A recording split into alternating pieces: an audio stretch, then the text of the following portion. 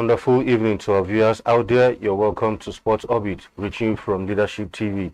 My name is Afacho. Selfu Usman is also in the studio with me. Selfu, welcome to Monday edition of Sports Orbit. Thank you, Afa. It's always my pleasure.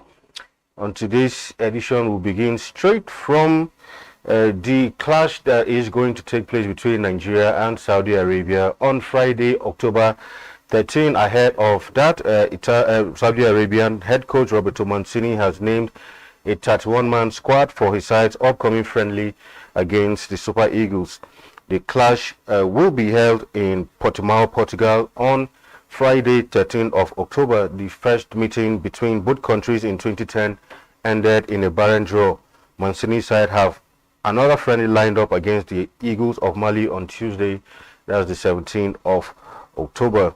The Super Eagles will clash with Mozambique on their second friendly on Monday, October 16, while as 25 players have already been listed for these two encounters. Now, Stalifu, ahead of this match, one will begin to wonder, in recent times, especially, well, not in recent times, sometimes Nigeria want to play a friendly and you expect that either we should have hosted the friendly or Saudi Arabia, but the game is being taken to Portugal. Any reason for that?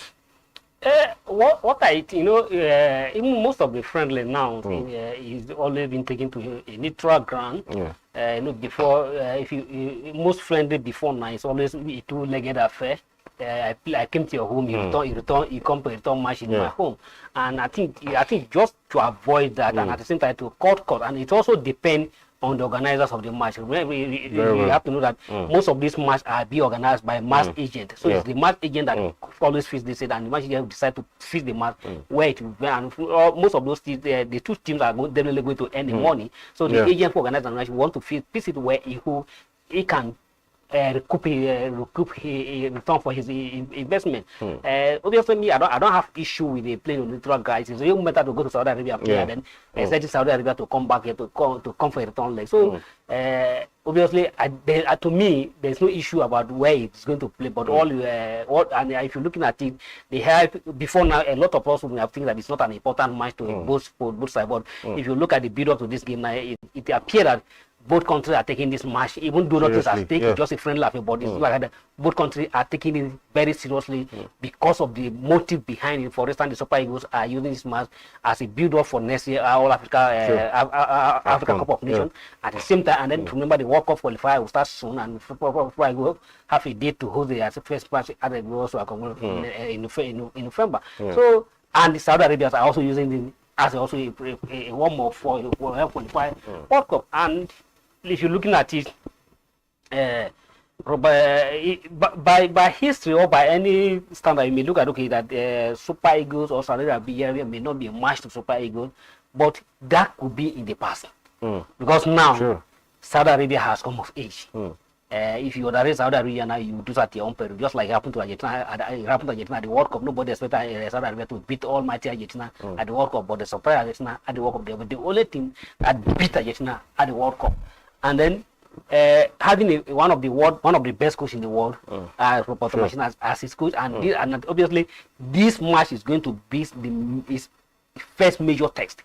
Because in a sense, like this is the first time he's taking the team to go and play outside the Arab zone, and then obviously it's going to be a tough match. It's going to be a tough side, and especially also the Super Eagles fans are also looking at this match.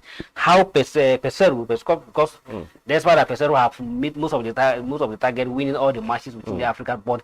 He really yet to impress. He has not impressed the Nigerian fans that he is the best, he is the coach for the Super Eagles. So he also needs to use this match to make a statement. Of course, still on that encounter, Boa Vista defender Chidozie Awaziem has been drafted in for the injured Jamiu Collins in ahead of the friendly against Saudi Arabia and Mozambique. Awaziem is the third player to be called up as a late replacement ahead of the friendlies. Tyrone Eboyi and Umar Sadiq were drafted in for Nottingham Forest duo of Ola Aino and Taiwo Awoni on Sunday night.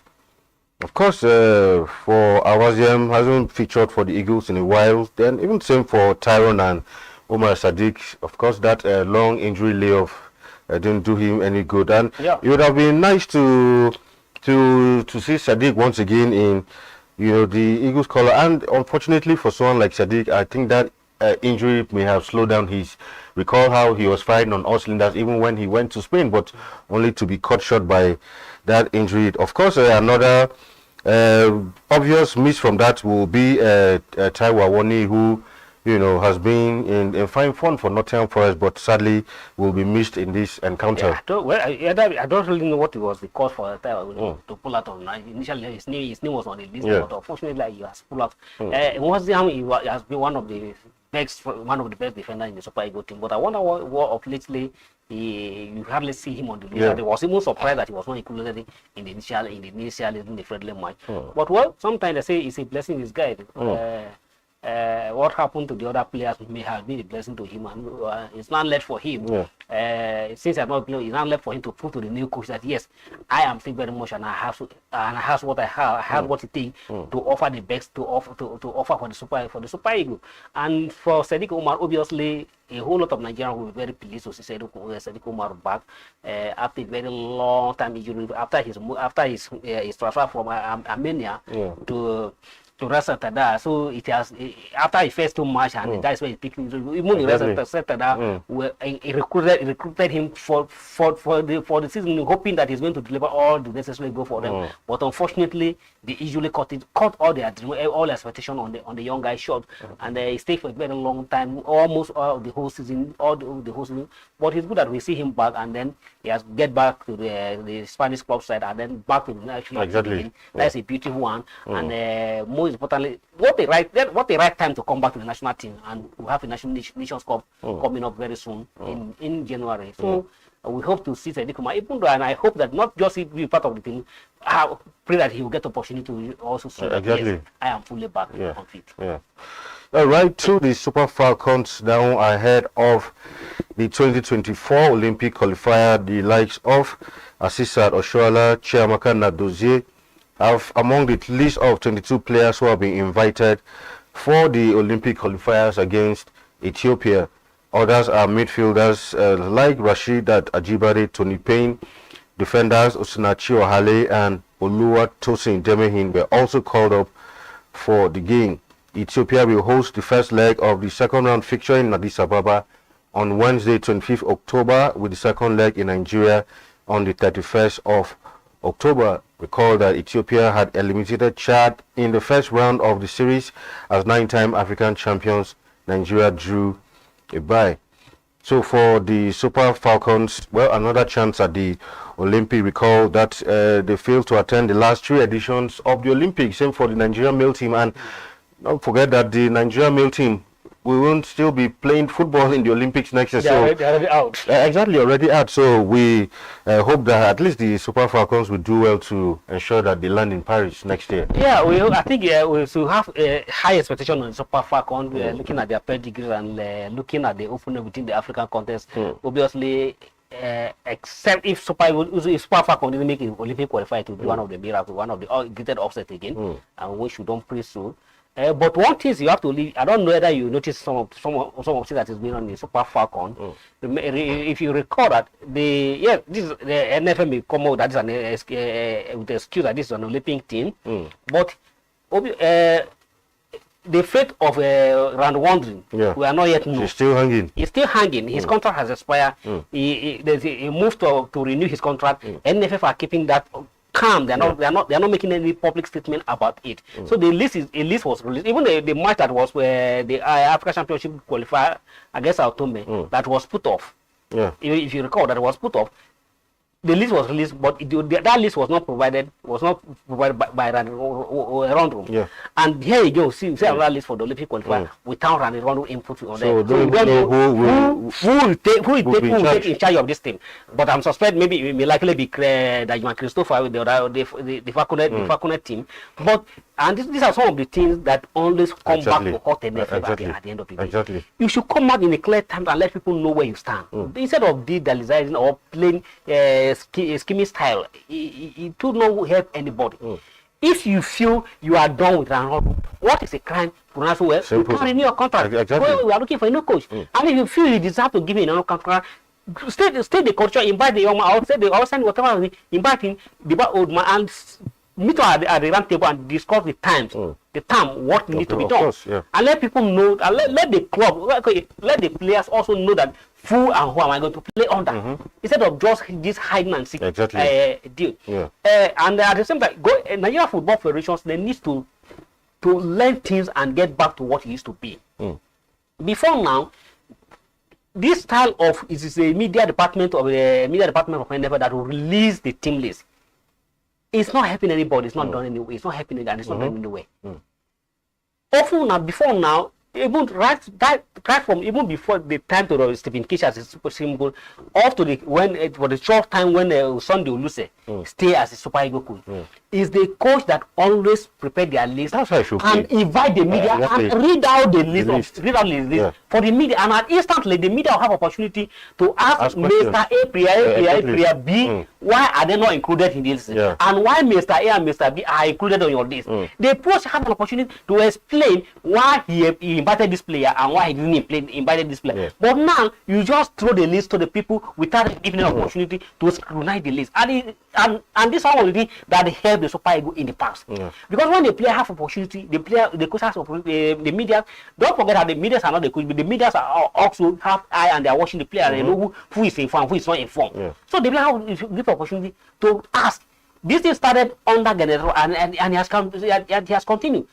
NFF will just come, media department of NFF will just send out the release, say, this is what the player, this will be as invited, without allowing the coach to face the media and explain why he have to invite this player and why he have to snub this player. Exactly. Well, I mean, for the NFF, when an NFF president leaves, a new one comes, you think they do things differently, but I mean, the system is the same system. These things continue. In fact, just like now we are talking about Randy Waldrum, the Super Falcons don't have a coach, and we have important engagement. Nobody is speaking to the media. Is this the reason why we don't have a coach? And like you said, this will be an opportunity for the media to ask questions. Why don't we have a coach in place up till now? But everywhere is just silent. So well, we'll wait and see. And at the end of the day, if the team fails, well, it's Nigeria. Exactly.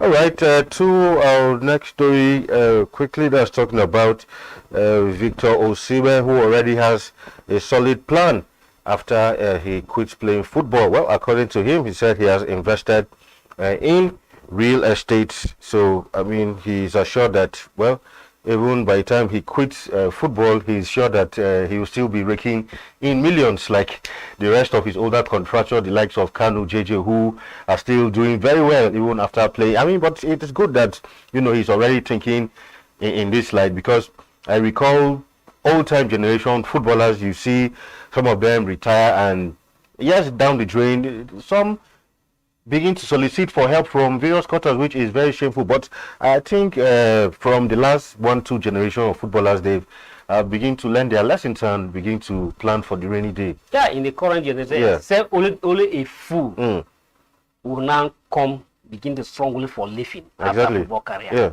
Because the kind of money in football and the kind of education, even though you don't even go to school now, even though that has means you don't even go to education, you don't even go to class 1. As far as you play football, you have there's a knowledge that people can advise you on where to invest your money at the right way. If you are not one of the extravagant type. And if you look at Osimhen in that interview on the YouTube, he clearly said that yes, he's beginning to look at football like it's very short.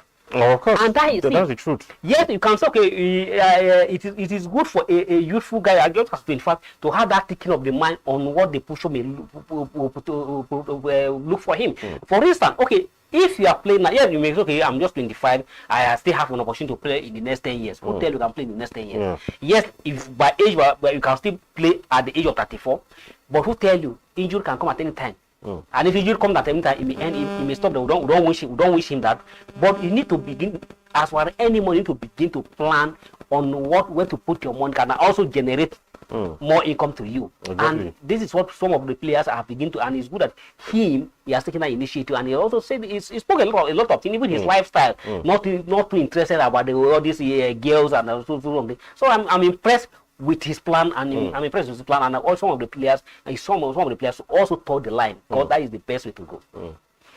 All right, we'll go on a short break, and when we come back, Sport Orbit continues. Don't go nowhere.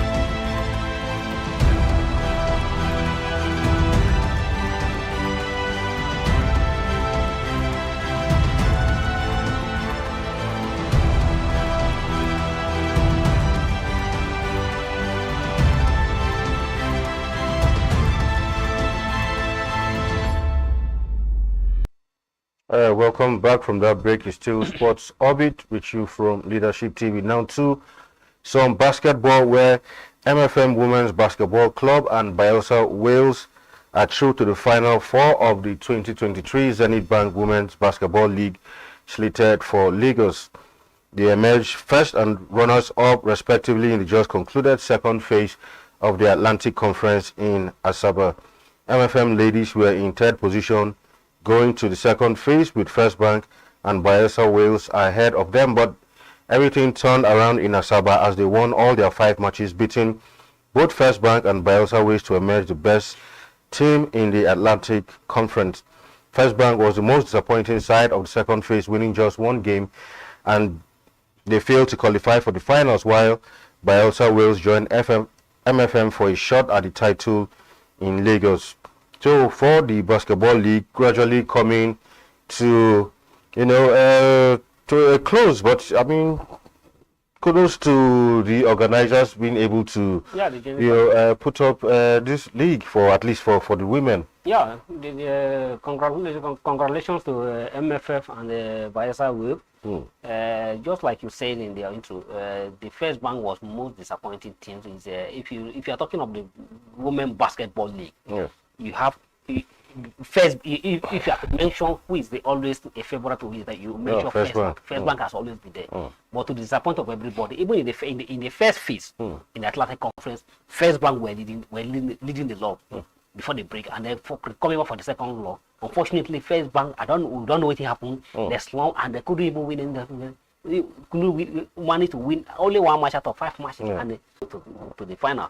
That has now that the final four will now be now leave the court for Nigeria Custom, Air Warriors who qualify from the Savannah Conference, and then to slug it out with the Athletic Conference final for ticket holders, that is the Bielsa Wave and the MFL, and then the final four will be later this month in October in Lagos. So fantastic one, and then congratulations to the organizer and then to all the participants. Of course, for Niger Tornadoes, they got a cash boost after that victory against Rivers United in the NPFL. The chairman Ibrahim Dada compensated the team with 500,000 naira for the victory against Rivers United. So congratulations to Tornadoes defeating Rivers United, not a small opponent, if you ask me, in the MPFL. No, it's not an opponent. Well, I'm impressed to beat Rivers United, former champion, CAF Confederation contender, and then to beat them. It's not a small feat, and that may have moved the chairman. It's impressive to splash 500,000 cash on the players. And then that's a motivation. So then players, keep it up. If they do, who knows, if you do it better than this next time, you can also get more cash outside your salary and outside your allowance. All right, we'll go to MPFL results. Some matches were played in the course of the weekend. If we have that, we can go through the result. Of course, Doma United, it was 2-0 against Bielsa United. Kano Pillars in that Northwest Derby, it was 1-0. For Kano Pillars against Katsina United. Bendel Insurance 2-0 against Shooting Stars, one of the star matches of the weekend also. Then surprisingly, Gombe United defeated Eimba 2-0 in that one. Plateau United 1-0 to Heartland. Lobby Stars 3-2 against Sunshine Stars. Niger Tornadoes 1-0 over Rivers United. We said that Akwa United, Sporting Lagos, Barren draw. Akwa United 1-0, while Remo Stars 2-1 over Enugu Rangers.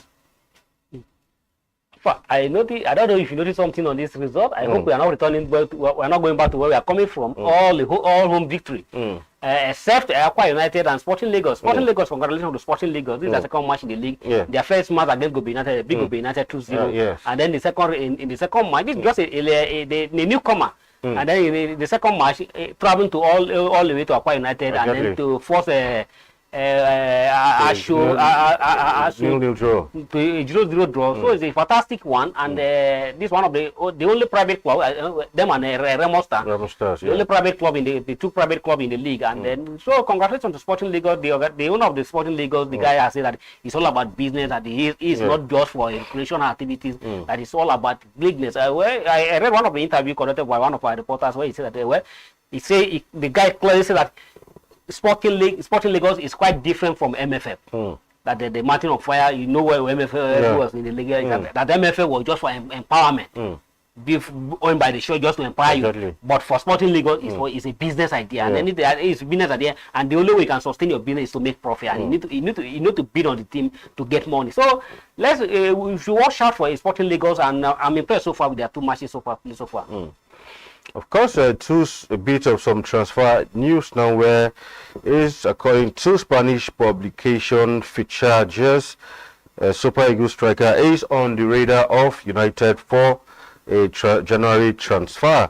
The 26-year-old has featured in all Real Sociedad's La Liga and UEFA Champions League games this season, and United could be considering a move for Sadiq in January.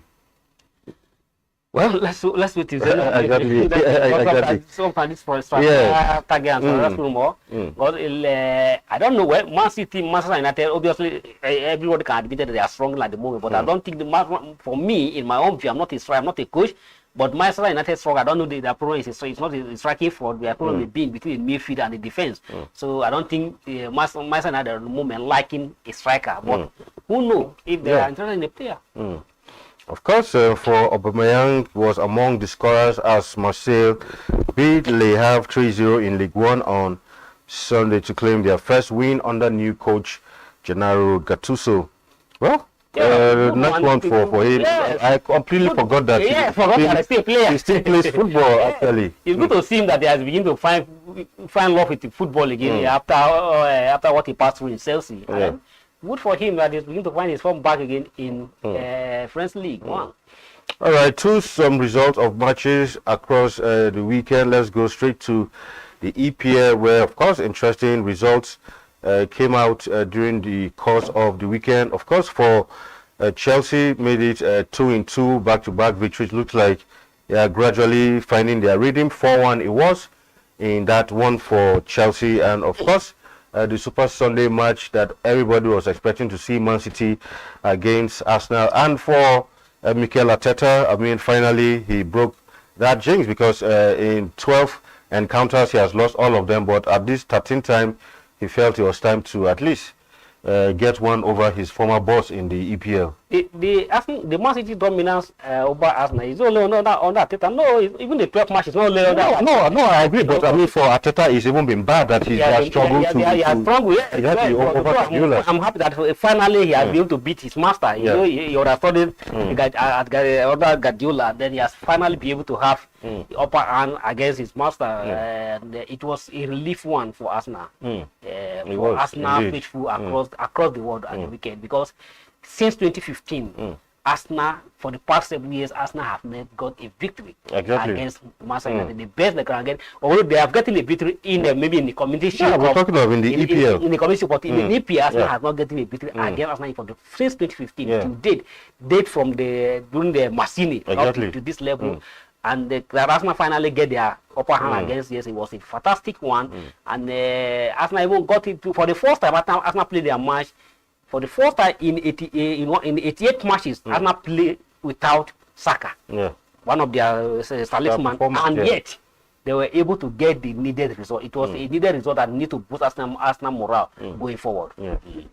Of course, for Man City, well, this is a back-to-back defeat after the defeat against Wolves, and then so far another defeat again. Well, Guardiola, we trust him. He will always respond. Yeah, I mean, it's a long season. At the course of the season, no matter how good a team is, you get these periods where you lose some few matches. So, well, that's... And then for Manchester United, it was glad to see Manchester United back to winning way. It could have been disastrous if Bedford could have won that match at Old Trafford. But it take a too late goal for Manchester United to come from behind to win that match. And I feel happy particularly for Ten Hag. But if Ten Hag would have lost that match, only God knows how he would have his feet at the Old Trafford Bridge. all over him. Then of course, for Liverpool, another draw this time, and after that, and then a loss at Tottenham. And Newcastle, like Newcastle play all their game, lose all their energy to play PSG. And then after PSG, they have to struggle against West Ham. They force West Ham to do draw. But play at West Ham to score still, play at West Ham to wait till West Ham and still get a 2 draw. It's not a bad result. At all, yeah. All right, that's that. Of course, Everton also 3-0. Yeah, he was surprised. Yeah, 3-0. They did a back-to-back victory. Yes, exactly. I won 2 matches. Yes, it's that Everton has begun to get back to their form, and we'll play that it's not be like 2 last seasons. They have where they have to escape relegation at the last day of the competition, at the last day of the league. All right, that's our package on today's edition of the program. Hopefully tomorrow we'll be back with another exciting edition of the show. Salifu, thank you for being in the studio once again today. Thank you. Until we come your way tomorrow again, do have a wonderful time out there. My name is Afa Acho, and it's bye for now. Thank you for watching. For sponsorship and